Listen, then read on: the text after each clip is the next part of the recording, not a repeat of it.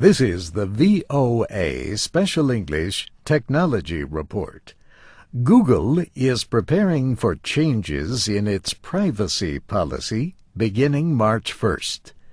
The company says it plans to replace more than 60 separate policies for different products with one main policy. Privacy activists criticized last month's announcement. They are concerned that the new policy will make it easier to track the activities of users across Google's many products, from Gmail to YouTube. Mark Rotenberg heads the Electronic Privacy Information Center in Washington. He says Google's aim is to create a single unified profile of its users. We believe that not only is that a threat to privacy, we actually believe it's illegal because last year Google entered into an agreement with the U.S. Federal Trade Commission in which they said they would not engage in that kind of data sharing without the explicit permission of their users. Google says its new policy will make it simpler for users to share information across services like Google Search, Gmail, and Google Calendar. And it says the new policy will help personalize each user's experience. Over time, it says, users can expect to see better search results, fewer unwanted advertisements, and more content targeted to their interests.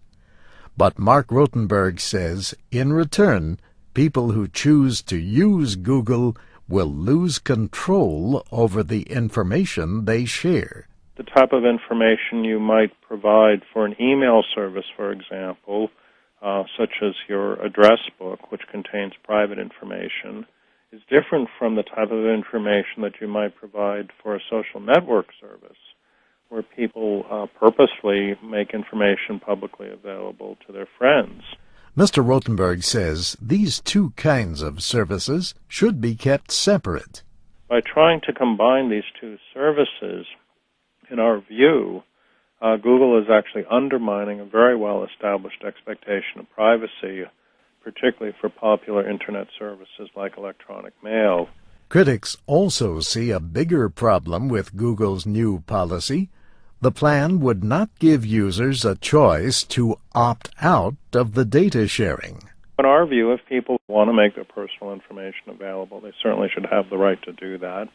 What we're objecting to is the effort by the company to take away from the users that choice that they should have. That just seems unfair. Google says it will not be collecting any more data than it does now.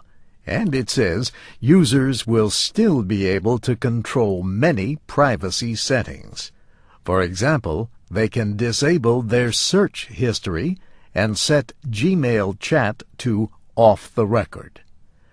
European Union officials have asked the company to delay the new policy to make sure it would not violate any EU data protection laws.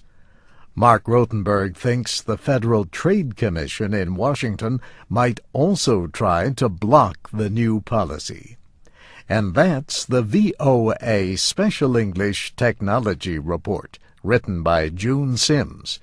I'm Steve Ember.